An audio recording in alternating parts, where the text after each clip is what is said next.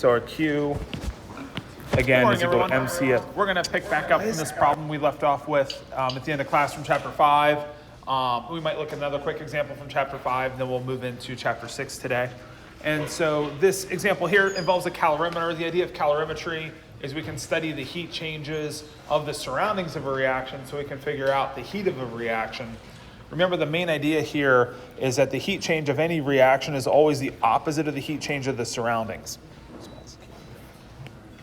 And so if you can study the temperature of the surroundings, the temperature of the water is the surroundings of the reaction, then you can relate that to the reaction just because Q reaction is negative Q surroundings. The surroundings of the reaction is the solution it's taking place in. So we have Q reaction, negative Q surroundings, negative Q solution. So therefore negative MCS delta T. And so then we can plug in our negative mass of the solution. So the solution mass is water plus the compound we're dissolving into it. The reaction taking place is the cesium chloride as a solid converting into its ions as they dissolve into the water. So a pretty simple reaction, just the dissolution reaction or the ionization reaction into water.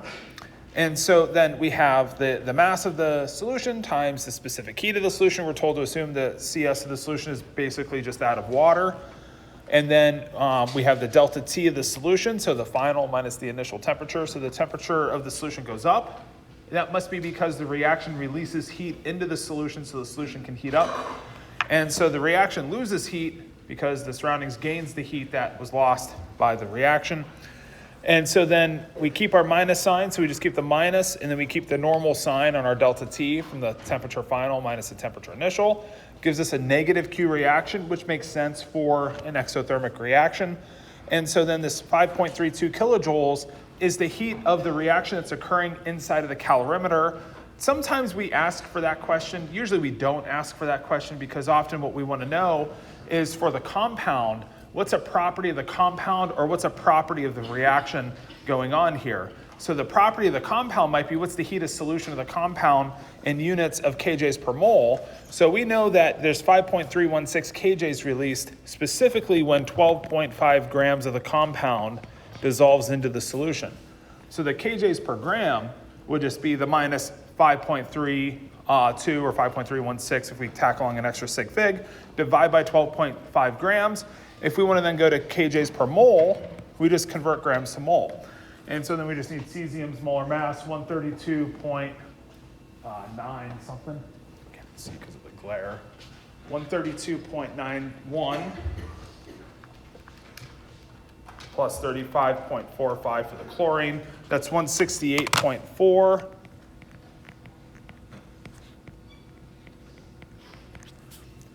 So 168.4 grams per mole of cesium chloride.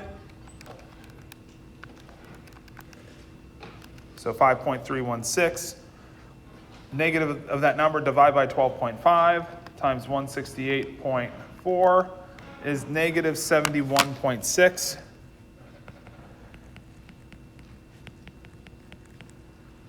kJs per mole. So that would be answer C here. And so the key is that once you get the Q reaction, that's the reaction occurring inside of the calorimeter. We then have to relate that to what's being asked for in the problem. The two common things that we'd ask for is what's a property of the compound like we did here in kJs per mole. Another thing we could do is say, well, what's the delta H of this reaction here? Sometimes we call that delta H naught to say like the standard delta H. That's just a way of saying what's the, and sometimes we do explicitly put reaction, but what's the enthalpy change of the reaction? Well, the only thing we have to really look for, if we already know that kJs per mole is 71.6 negative kJs per mole, is to see how many moles there are of cesium chloride in the reaction. Of course, there's just one. And so if you multiply 71.6, the negative number, so negative 71.6 kJs per mole of cesium chloride just times the 1 mole of cesium chloride. And so, of course, that's negative 71.6 kJs. So we can determine a delta H of a reaction from calorimetry.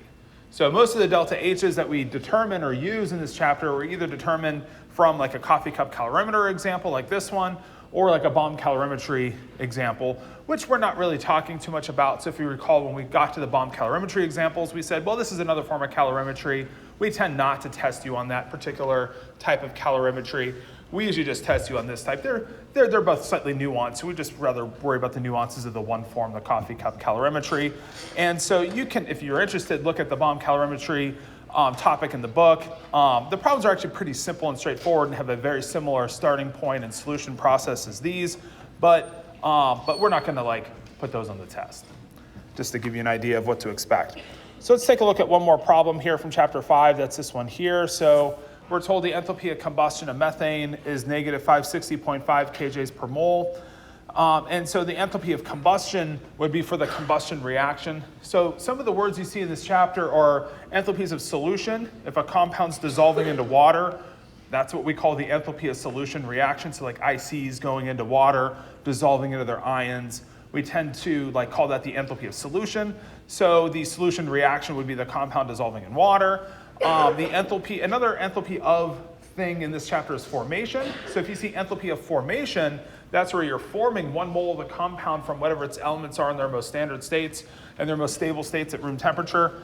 And then an enthalpy of combustion is just the combustion reaction. So the reaction taking place is just the burning of methane gas in the presence of O2 to produce CO2 in water. We don't have to worry too much about the physical state of water, but this physical state here is assuming it's a gas.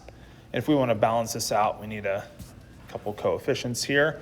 And so oxygen's obviously a gas as well. And so the idea, like if you burn methane on your stove, you're producing water vapor. Usually it's hot, floats away as a gas. A simple aside would be, and there's like 2 interesting asides I kind of haven't talked about in this chapter. One is, if you have a natural gas stove at home and you're like cooking spaghetti in the winter, have you ever noticed your windows fog up? The windows are fogging up because the water that you're producing as a gas is condensing on the windows because the outside windows are cold. And so water hits its boiling point from the other direction. So we have water vapor, then transitions to water liquid. And so we have water then condense on the inside of our windows when we're using natural gas as our heat source when we're boiling water on the stove. And so it's not necessarily from the boiling of the water from the pot, because we do put some water vapor obviously from the water boiling, but we're putting a lot of water vapor from the natural gas burning to produce the heat that we're using to heat up the water. So there's a lot of water vapor in your house when you're using natural gas as your heat source, like on a stove.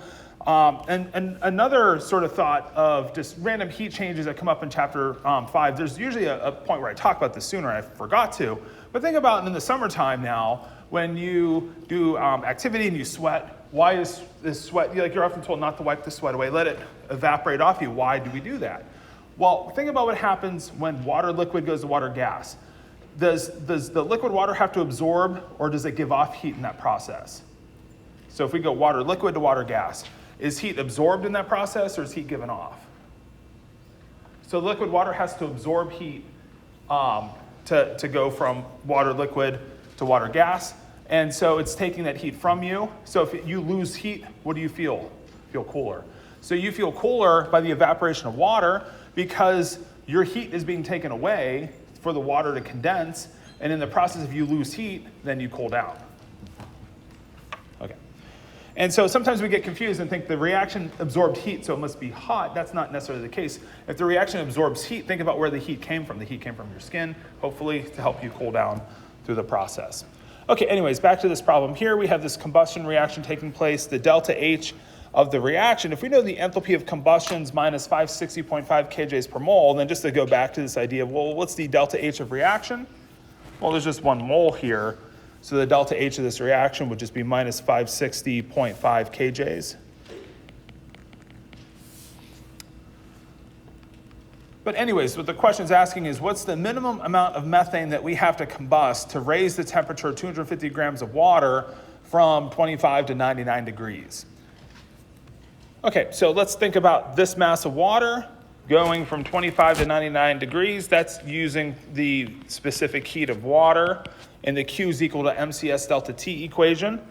And so we have this equation here. Now, why am I ignoring a negative sign? You remember previously we had Q reaction, negative MCS delta T. Why does this not have a negative sign? Well, just remember heat is directly related to temperature. Temperature goes up because the substance absorbs heat. This is just looking at water by itself. So water is going to absorb heat, and we're going to eventually see it's because methane loses heat to give off to the process for water to heat up. And so Q water is just equal to its MCS delta T. So this is the mass of water, CS of water, delta T of water. And so that's 250 grams times 4.184 joules per gram Kelvin. And then 99 degrees C minus 25 degrees C. Don't double convert degrees C to Kelvin again, because delta C's in degrees C and Kelvin are equal to each other. So I'm going to leave this in degrees C. So that difference there is, 74, just to make sure, 74 degrees C. And that cancels here. And then our gram cancels. And then let's go ahead since... Okay. So again, Q is equal to MCS delta T for the water. So we have our 250 grams times 4.184 joules per gram Kelvin times the delta T, 74 degrees C. And so our units canceling and then converting to kilojoules, just so that we have that converted to kJs because our delta H is in units of kilojoules.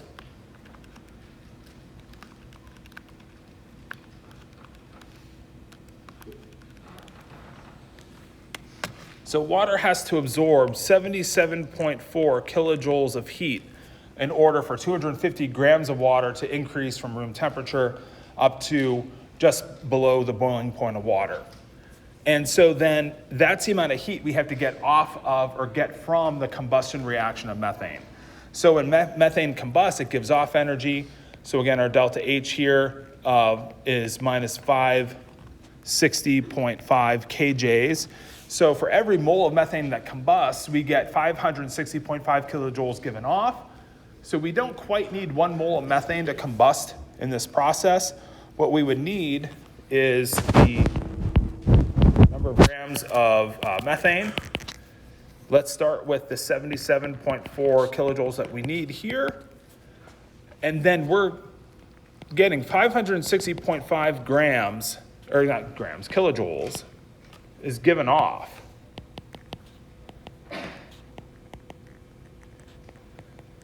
When every 1 mole of methanol, methane combusts. So 1 mole of methane combusts. It gives off 560.5 kilojoules of heat.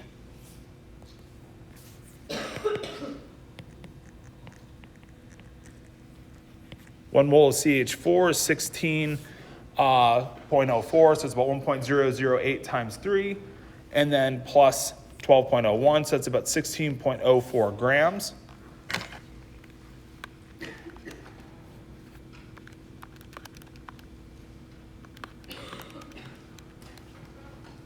So I get 2.21 grams. Let's call it 2.22 grams.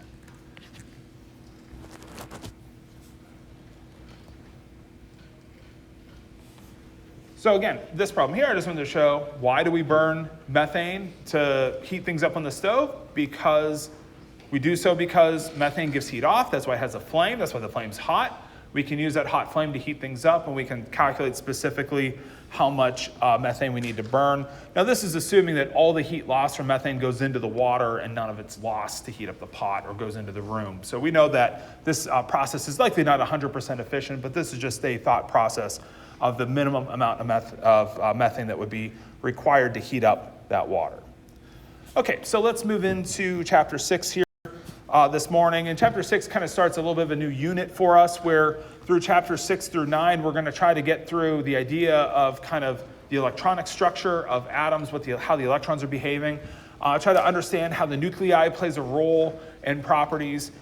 In chapter 6, a lot of times we come up with like an electron configuration. You might remember carbon 1s2, 2s2, 2p2, nitrogen's 1s2, 2s2, 2p3. You might remember coming up with these configurations before. That's where we're driving towards understanding in chapter 6. When you look at an electron configuration, you may not realize that the nucleus plays a big role in the property of the atom.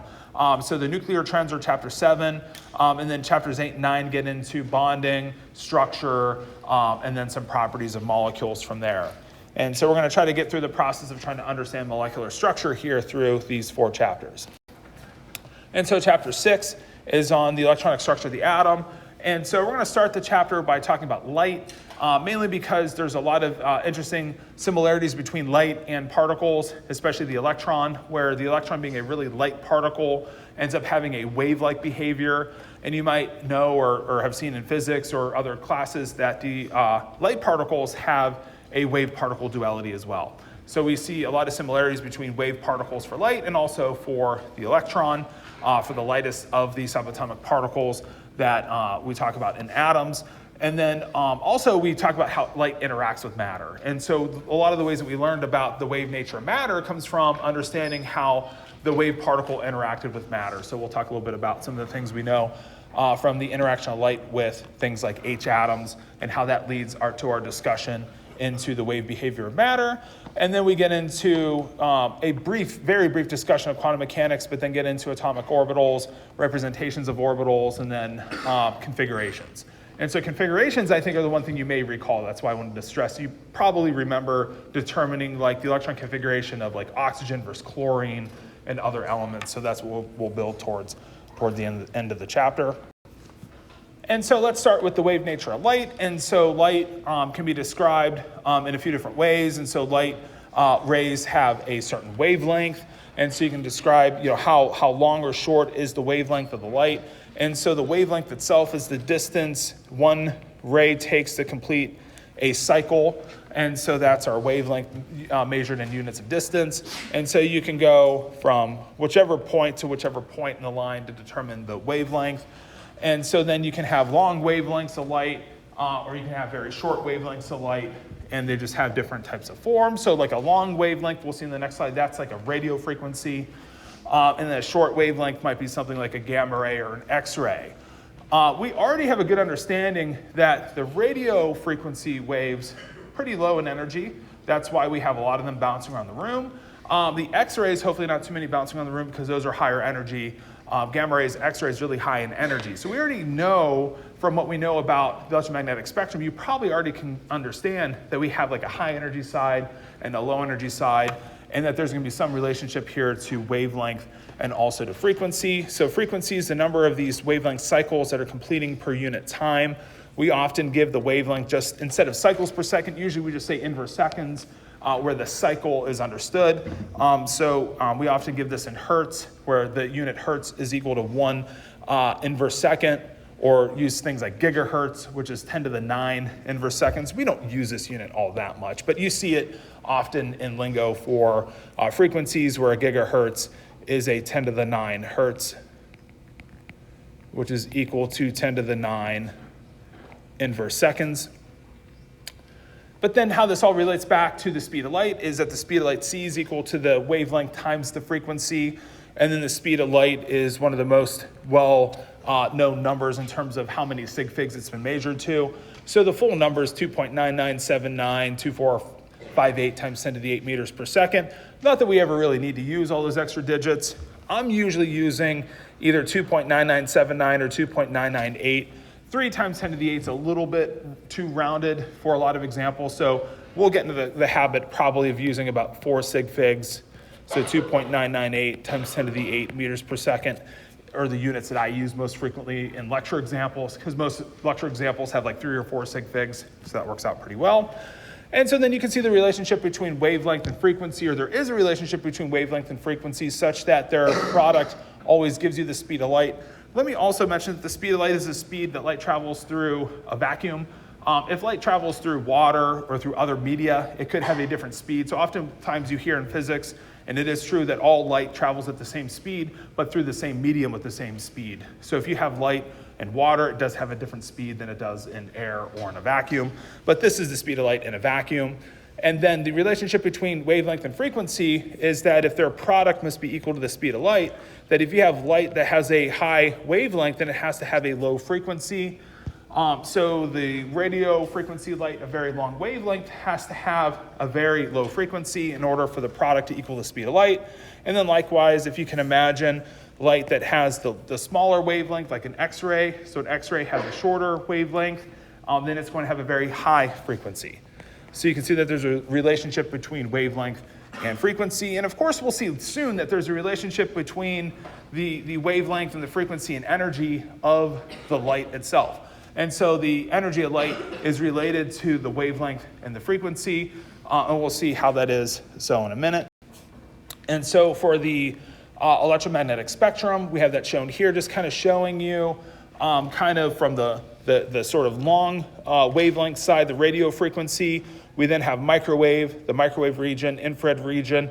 Eventually we get to the visible region. A very narrow portion of the electromagnetic spectrum is the visible spectrum, and then our UV region, and then X-rays and gamma rays. And so then if you were to look at the narrow region that's visible light goes from about 400 nanometers up to 750 nanometers. I think those cutoffs are worth knowing. I think we'll do a bunch of examples and you'll come to know that through some examples, but 400 to 750 nanometers is our visible region. And I think it's kind of interesting that the visible region then goes in the order of a rainbow, but kind of opposite. So if you think of Roy G. Biv for a rainbow, so you get the red, orange, yellow, green, blue, like indigo, violet colors, kind of in opposite direction through the electromagnetic spectrum. And then if we also come to know, just from what we know, that this is the high energy side of the spectrum, this is the low energy side. And we can either infer that from the fact that we probably wouldn't have radio frequencies bouncing around the room if they were the high energy side of the spectrum. So it would make sense that this is the low energy side since we have so many radio frequencies that we use in common day use. And then microwaves, infrared, visible, to the ultraviolet going to the higher energy side. So what we'd like you to pick up from this is just knowing this kind of general order, that gamma rays are the high energy side, and then RFs on the radio frequencies on the low energy side. So just to know this general ranking of the electromagnetic spectrums. I'm not going to be too worried that you know the specific cutoffs between microwave and radio frequency. There's never really a clear cut anyways. So I don't really expect that you know specifically where each region starts and begins, other than visible's 400 to 750, I think is worth knowing. Now, one of the, I think, probably most curious things you would have at the moment is, if the electromagnetic spectrum is this big, why is our visible region this big? You know, so why is the visible region so small? And I think it's probably from an interesting, and I think this makes sense, that this would be from a just a perspective of how biology works. That the UV lights, that's the light that's getting into the region that's harmful to us. So like looking at the sun, for example, is bad. Why? Because it's hot. You would want to know the things that are hot by their appearance. So the things that are too hot for you to encounter appear to be really bright. So if you could see just beyond the point that's harmful to you, that'd be really good, so that you can kind of tell what you don't want to look at because it's going to cause damage, or where do you want to go inside or not encounter certain forms of energy. It's good for you to see the region up until the point where those light waves can do damage to your skin. So if you look at like your DNA, for example, or your skin, you can have in the summer, damage from the sun can set in, and that's from rays that are around 350 nanometers and below in wavelength, and that's up until the point where we're seeing with our eyes. So I think our eyes are kind of tuned to be able to see the region of space that is going to very close be damaging to us. So I think that's really useful for biology to have kind of set the visible region where it is for us. Okay, so can we just calculate a wavelength or calculate a frequency from a wavelength using the speed of light from the previous page? And so frequency, the units here are the symbol nu. So the symbol for frequency looks like a V, but this is the Greek letter nu. The symbol for wavelength is lambda, just to make sure that you're clear on the symbols that we're using here. And so it's the speed of light's equal to nu times the frequency, or the frequency times the wavelength.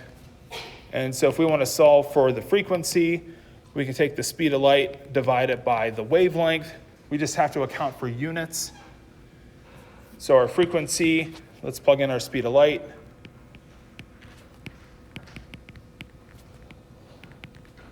.998 times 10 to the 8 meters per second. That's usually one of the things on the equation sheet, but it's one of the numbers that you'll come to certainly memorize over the next week or so.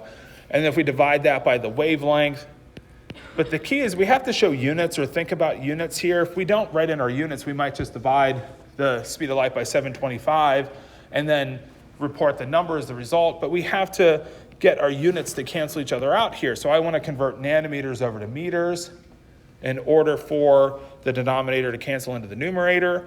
And so there's 10 to the 9 nanometers in 1 meter.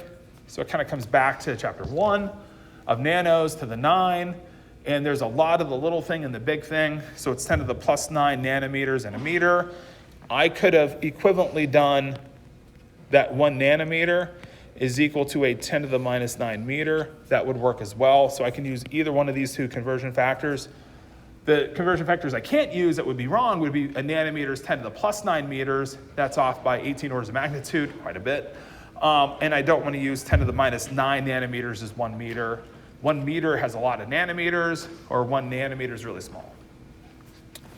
And so we do that conversion here.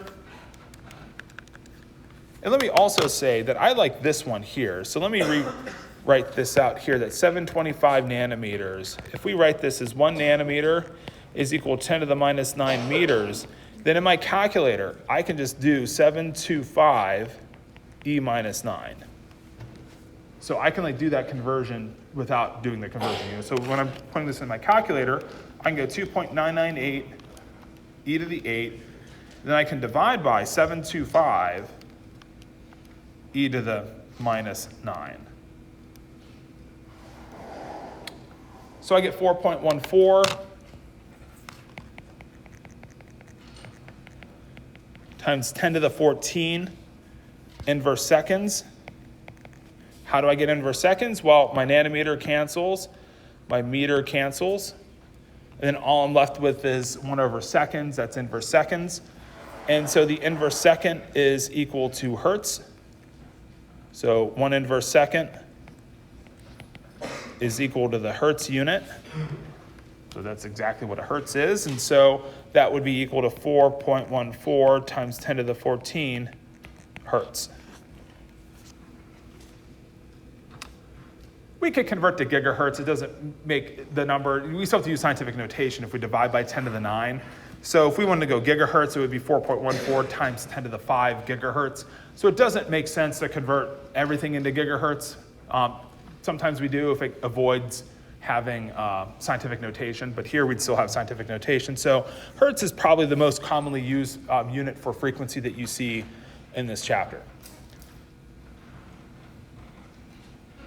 Okay, so if you know a wavelength, you can calculate the frequency. If you know a frequency, you can calculate the wavelength. Just the product of the two is equal to the speed of light, and just simply the caveat is we have to account for units. We have to just pay attention to meters for the wavelength times inverse seconds for the frequency gives us the speed of light in units meters per second. Now let's get into how we came to know that energy levels in a lot of different substances are quantized, or they have certain energy levels. And so one of the things that was being studied around the mid-1800s is that some objects, and we know this, that give off heat, like flames and hot objects. Think about like a burner on a electric stove. That the object can be hot and it gives off like a light, it gives off radiant energy. And then just think about how the appearance of that light kind of tells you how hot the object is. You can kind of think like the brighter the white is on the object, the hotter it is. Or if you're thinking about a flame, you might have like that yellowish flame of a Bunsen burner that doesn't look too hot, but then you crank up the oxygen into the flow of the Bunsen burner and it turns that like bright blue, kind of like almost white color. And then or have come to know that that's like a hotter version of the flame.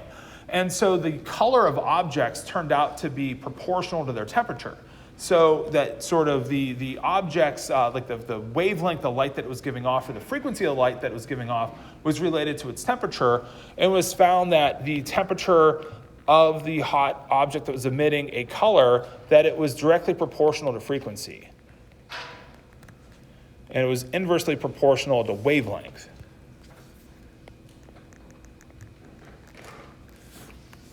So meaning, if you went to a greater frequency of the light, or if you found the object was giving off a greater frequency, that the object had a hotter temperature.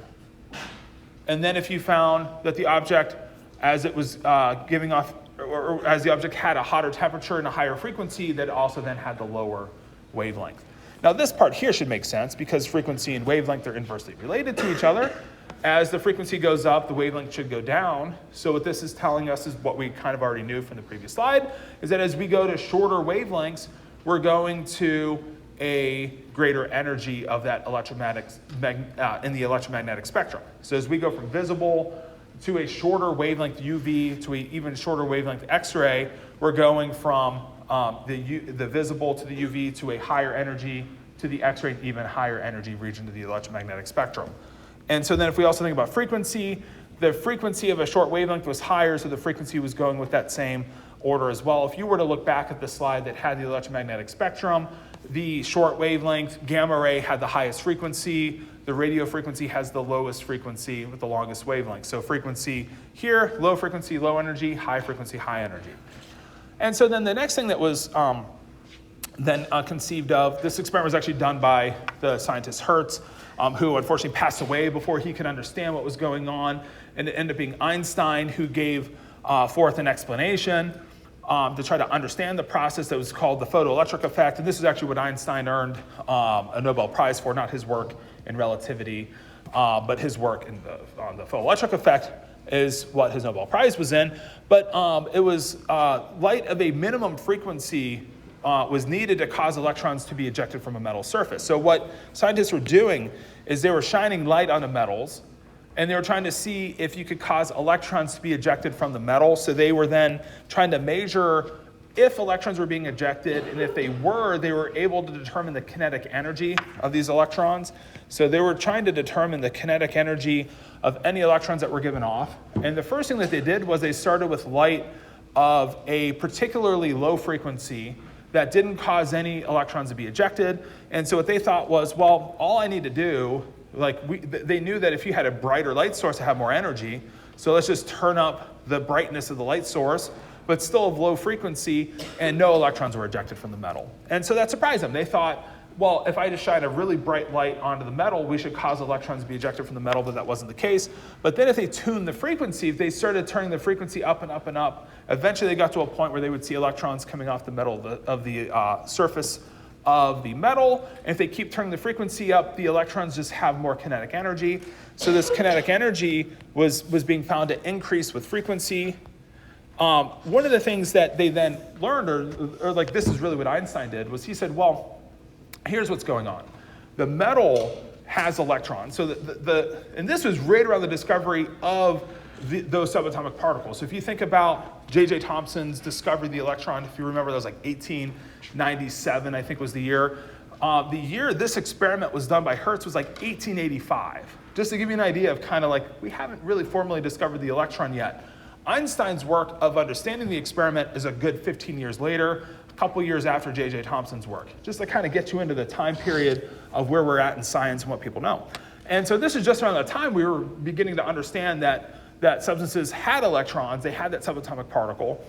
And so the idea here is that the metal must have like a work function. It must have a certain energy that has to be overcome for the electron to be lost.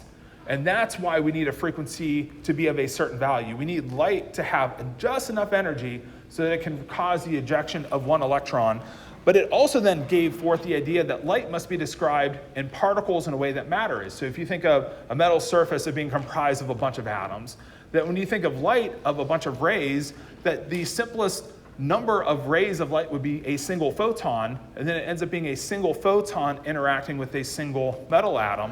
And you need that single photon to have enough energy to overcome that ionization energy, that work function of the metal. So it's kind of like this. Like if you imagine that the photon has an energy, and what Einstein did was he found that the energy of the photon was equal to a constant times the frequency of light, so that came to be known as Planck's constant, h. And so this constant here is Planck's, or if you go with the German pronunciation, Planck's constant. That this is just a fundamental constant, and then that times the frequency gives you the energy of a photon, but it gives you the idea that a single photon of light has to interact with a single metal atom. In each one of those photons, the photon has to have enough energy to overcome that ionization energy of the metal. And if we're at too low of a frequency, we don't have enough energy. And so this is also leading towards the wave-particle duality of light. So this is showing us that a photon is almost like a baseball being fired at the metal surface, and as long as that baseball has a high enough velocity or high enough energy, it can cause the electron to be ejected from the metal. But if it's of too low energy, it doesn't carry enough force, if you will, to cause that electron to be ejected.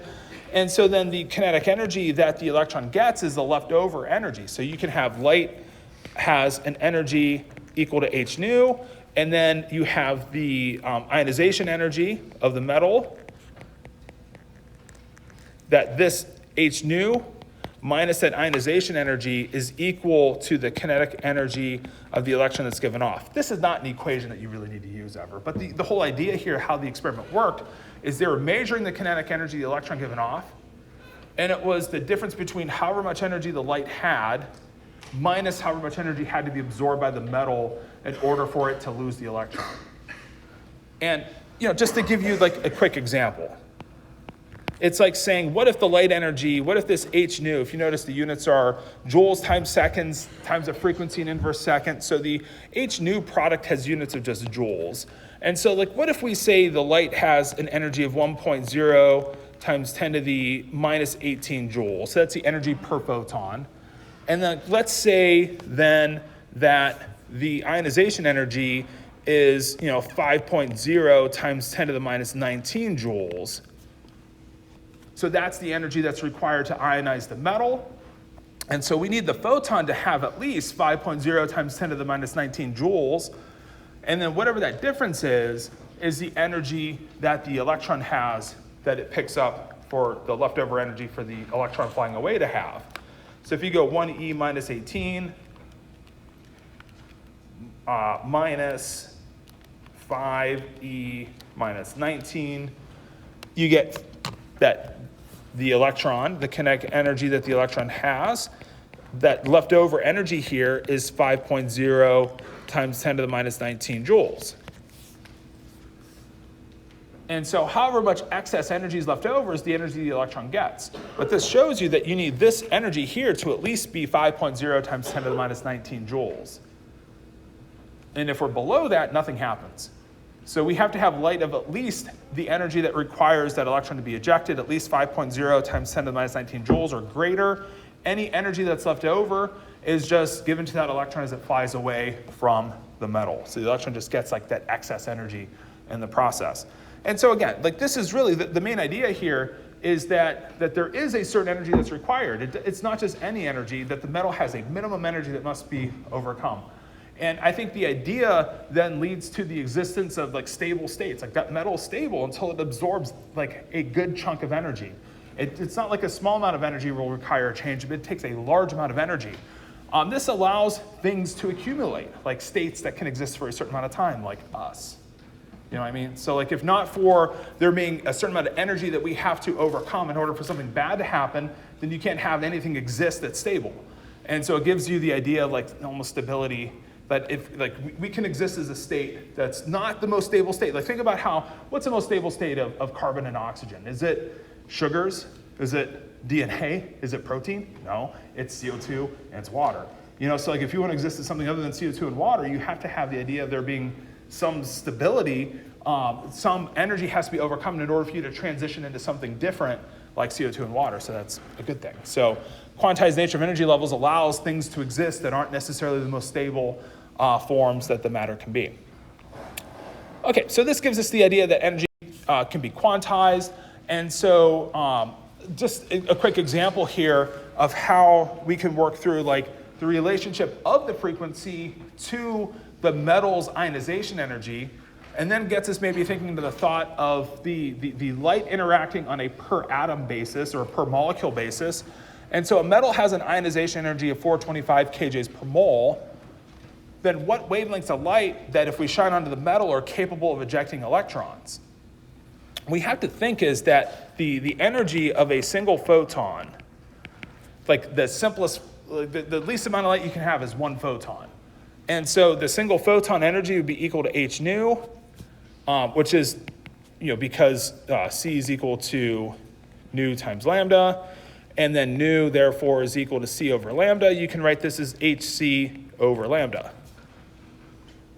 So two key equations we use a lot in this chapter: the energy of a photon is equal to h nu, or to hc divided by lambda. And so what we're going to try to figure out is that the single photon has to interact with one metal atom. So one photon interacting with one atom. So I want to know, what I want to work out here is, well, what's the ionization energy of just one metal atom?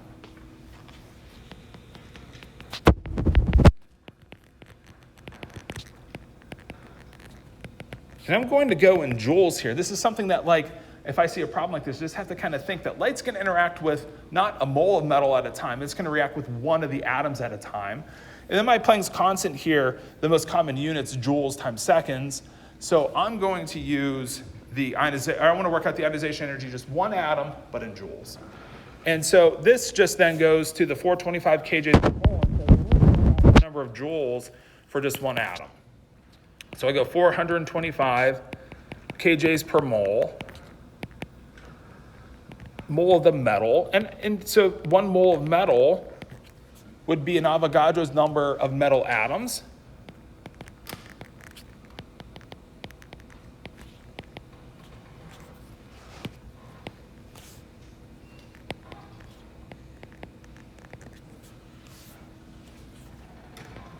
Just using Avogadro's number, and then a kilojoule is 1,000 joules.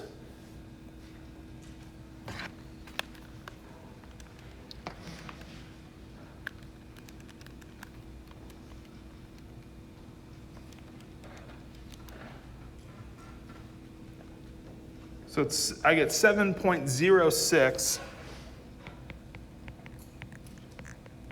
times 10 to the minus 19 joules.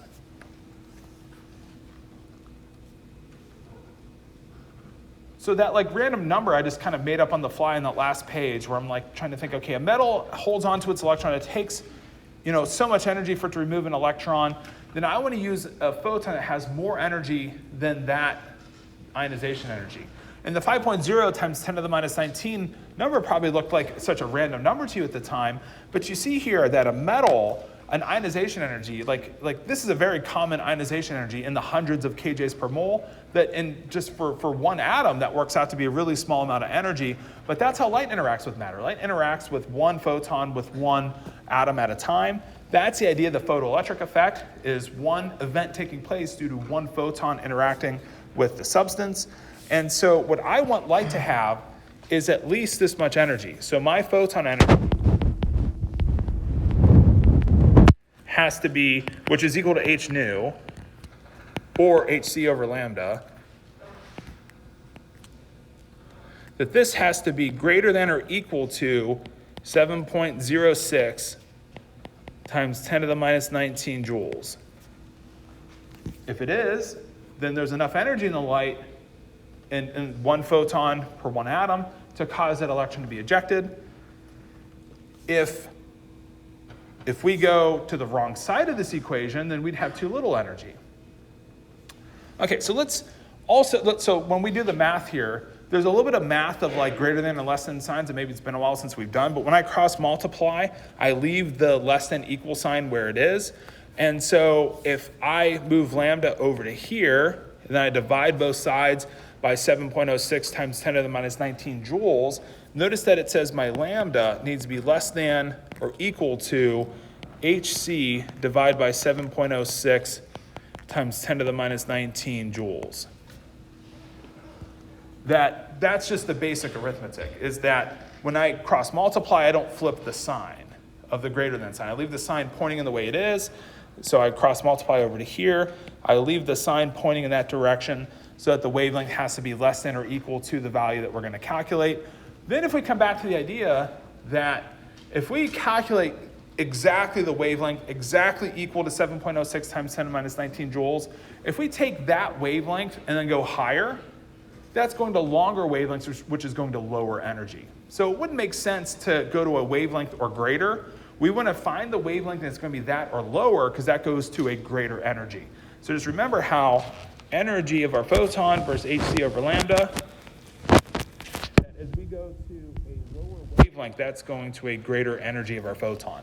That's like a simple inverse relationship. Okay, so let's just plug in H and C here.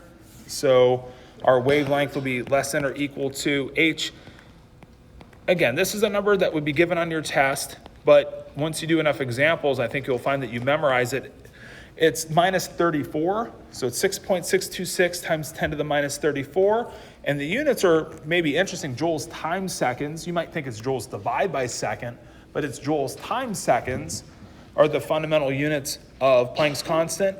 And then times 2.998 times 10 to the 8 meters per second. So the meters per second cancel into the joules times second. And we divide this by 7.06 times 10 to the minus 19 joules. So the joule cancels. So I'm left with the wavelength in units of length, units of meters.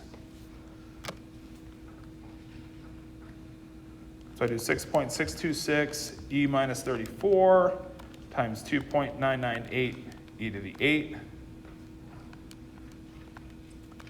Divide by 7.06 e minus 19.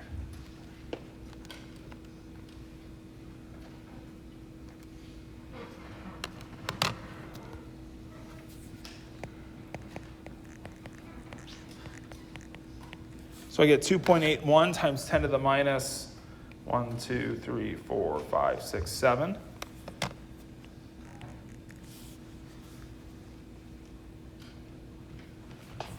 And let me keep the less than or equal sign here, that we want the wavelength to be less than or equal to 2.81 times 10 to the minus 7 meters. Now, more commonly, we give wavelengths in nanometers, so let's go ahead and convert this to nanometers. And so 1 meter is 10 to the plus 9 nanometers, so a lot of the little nanometer and the big meter. So times 1 E9 gives me 281 nanometers.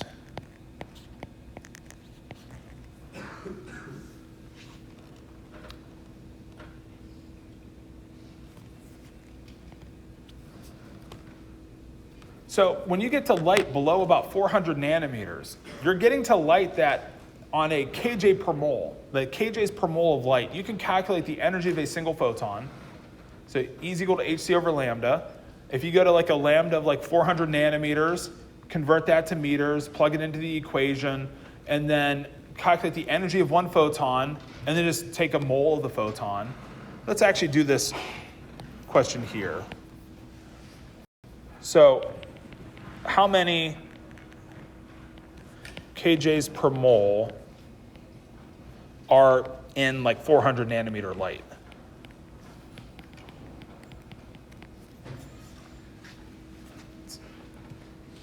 If you give my quick coming up with the question. So it's basically saying if you take 400 nanometer light, if you were to express the energy per mole of that light in kJs per mole, how many kJs per mole does that 400 nanometer light contain? And then let's throw a 0.0 so we're not screwing with big sig fig games here. Okay, so if I'm solving for the energy of a single photon, that would be hc over lambda.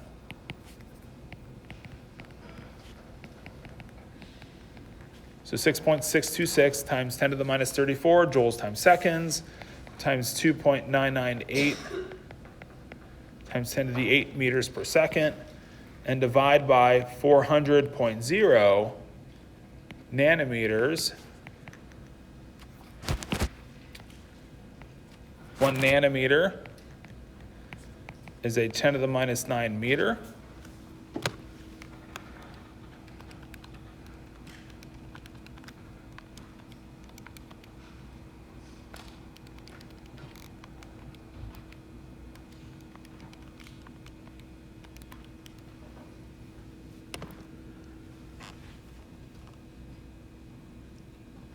I didn't plan this, but that's about 5 times 10 to the minus 19 joules.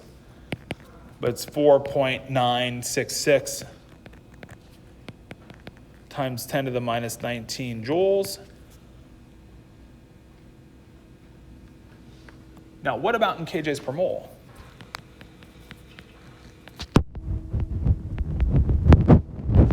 Remember, it's kJs per mole of photon. The energy here is 4.966 times 10 to the minus 19. That's joules per 1 photon.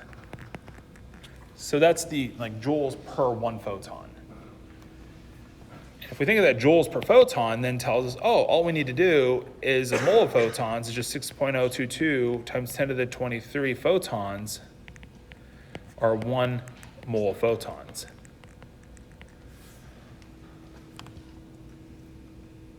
So 1 mole of anything is just an Avogadro's number, the thing, and then 1,000 joules per kilojoule.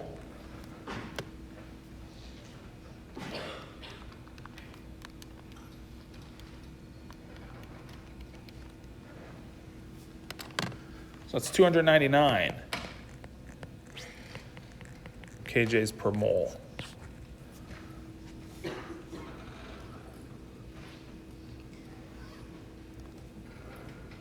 So light can do a lot of things. Light can interact with matter of metal and cause electrons to be ejected. Light can interact with your DNA and start breaking bonds.